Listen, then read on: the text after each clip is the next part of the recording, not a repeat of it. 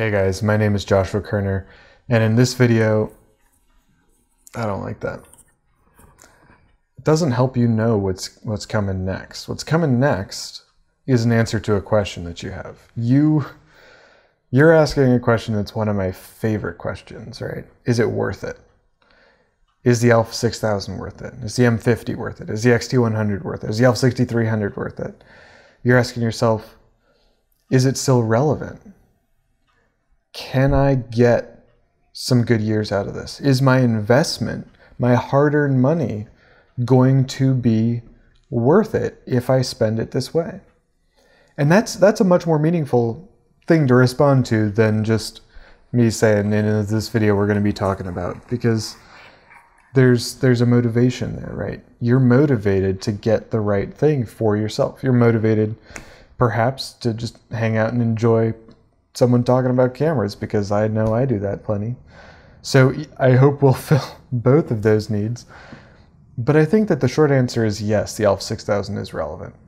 I'd like to spend this video proving it to you, because it's probably not the wisest thing in the world to just take someone's opinion and run with it without proof. So let's really quick run through the specs against the M50, against the a6300, against the X-T100, because really, through that comparison, that's where you're going to see the points of differentiation. The a6000 shoots 11 frames per second. The M50 from Canon, 10. The a6300, 11. The X-T100, 6. So right away, you're seeing that a 2-year newer camera, a camera that was released 2 years later than the a6000, same spec in terms of frames per second. They all have 24 megapixel sensors, by the way, so the sensor size, the megapixels, they're all the same. When you think about, the Fuji, it's a little bit slower, yeah. The Canon, 10 instead of 11, and yes, you can notice the difference when you're shooting. I have an a6300 and an a7 III, and the a7 III only does 10, and the a6300 does 11, and it's very noticeable. It's very fun noticeable, but it's noticeable. The video on the a6000, 1080p 60 in a fairly professional grade codec. The Canon 1080p 60 in a not at all professional grade codec very quickly degrades when you push it at all, when it's poor lighting conditions, anything mitigating as a factor goes. The X-T100 from Fuji has 1080p 60, and that's about all that it does, but it's not a great 1080p 60. It's not oversampled, it's not special in any way. It'll do the job, but it won't probably do the job the same way you want it to be done. I think the Sony will do it the way that you want it to be done. In terms of autofocus, the a6000 has 117 on-sensor phase detect autofocus points, which are the most reliable kind of autofocus points. The Canon has a relatively full sensor spread of pixels that will help with your autofocus, is the best way to describe their Canon's DPAF system. A lot of people like to call it industry standard. I don't think it's industry standard. It can't track very well. Slower subjects, sure. Wide lenses, sure. Can't really do quick moving subjects with remotely telephoto lenses on it. So, I don't trust DPAF personally. You might have a friend that does. You might watch a video where some other creator does a whole bunch, and I'm just sharing my opinion. There's no right or wrong here. This is photography. It's for fun. It's not worth putting ego into it. X-T100's got 91 autofocus points. The a6300's got 425. I find the a6300's autofocus to be incredibly reliable. It does whiff sometimes, but that's oftentimes user error more so than it is the actual camera messing up. I've used an a6000 a bit. One of my buddies got one at my recommendation, and he's never had a problem with it. When I've used his, never had a problem with it. When I've put my lenses on his camera, never had a problem with it.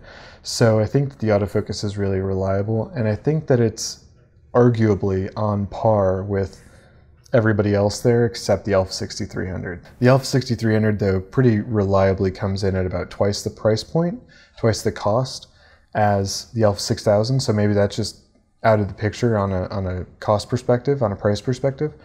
So I'm not trying to flip a boat or flip a table or anything, but I think that the a6300 is going to be largely the superior camera, but I think that the a6000 gets 90% of the way there with most things.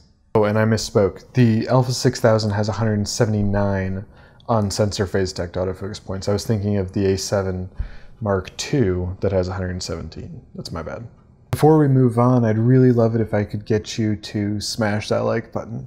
Another tired cliche, but it does help me a bunch, and I would really appreciate it if you could do that for me.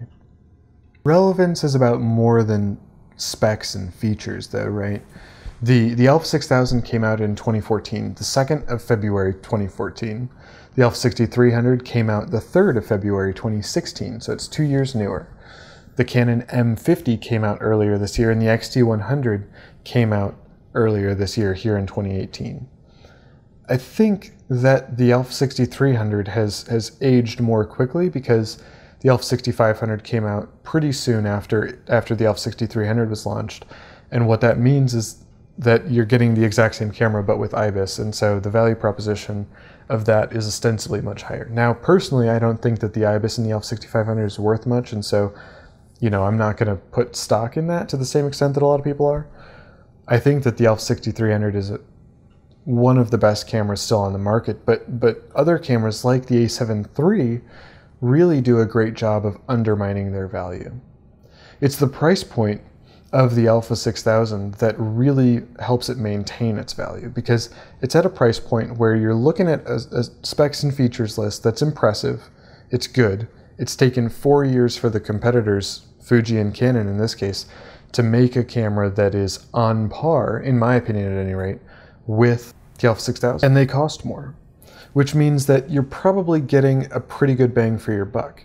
You're getting the same sensor architecture for all intents and purposes as is on the a6300, as is on the a6500, and that's in the Fuji, and that's in the Canon, because it's using a slightly, they're all of them using a slightly older style of sensor architecture. They're not backside illuminated. Now, that could be problematical for some. Maybe having the latest tech is important. I think having a tool that will get the job done is the most important.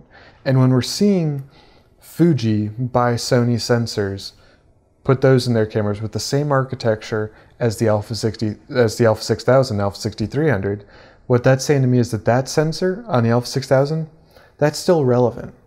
When we look at the pricing of Sony kit lenses, where the 16 to 50 costs $350, where the Canon 16 to 50 or 15 to 45 costs $350, where the 50 to 200 and whatever from Sony costs $300, where the equivalent from Canon costs $300. What I see out of that situation, personally, is that you gotta make your decision based on the body, and in my opinion, that body should be the a6000, right? The a6000 is a great camera.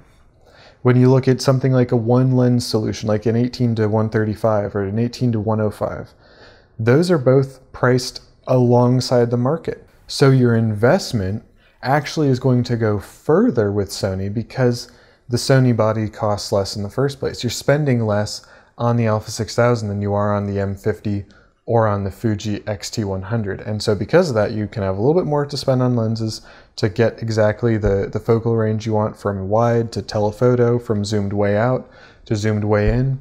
It's got the specs, it's got the features. I think that the a6000 is still very relevant. I think that it's aged very gracefully, and that's not something that I think can be said about a lot of technology. When you think about, you know, the iPhone 4, or the original iPhone, those came out pretty recently when you really think about it, and yet they've aged very poorly. When you think about a camera like the Canon 6D or the T3 or the T5, those have aged very poorly. The M100 has already, from Canon, aged very poorly. When you look at, you know, the X100F from Fuji, when you look at the XA series from Fuji, a lot of those have already aged very poorly, and a lot of them haven't been out that long. The a6000 has already aged gracefully. That leads me to believe that you're going to get some good longevity out of it. Sony is only increasing their investment in APS-C E-mount, which is the sensor size and mount of the a6000. They just came out with a new lens earlier this year, the 18-135 that I was mentioning earlier. I think that the a6000 is a very safe choice. If you're saying, you know what, everybody's been telling me that I should go with Canon's color science. Canon's got the best color science, everybody says it, that's what I'm gonna do. The M50 is a great choice. The EFM lenses are not very good. Sony's are much better by comparison. When you are thinking lenses though, Fuji's got it. They just do have the best lenses. But third-party lenses for Sony are oftentimes cheaper than first-party and oftentimes just as good if not better. Sigma's 16 f1.4 contemporary DCDN lens and their 30 f1.4 contemporary DCDN lens, cheaper than the Sony equivalents. In the case of the 16, there is no equivalent, and much better performer. For example, the Sigma has the ability to resolve 66% of the pixels in the frame. It can resolve 18 of your 24 megapixels. The Sony 35 can only do 11 of your 24 megapixels. That's a pretty significant difference. That's just about half again as much that the Sigma can resolve. And best part, $110, $120 less on the Sigma than the Sony, so that's nice. So all in all, I think that what I have to say is that the a6000 is a very relevant camera in 2018. I think the a6300 could be a little bit more so. I think the a7 III kind of ruined it a little bit, but so it goes. I think the a6000 will give you a lot of good lifetime. I think the M50 could too. I think the X-T100 could too, but I think that they've started life at the same point that the a6000 is mature in, right? The a6000 brought these features to the table and it's still doing well.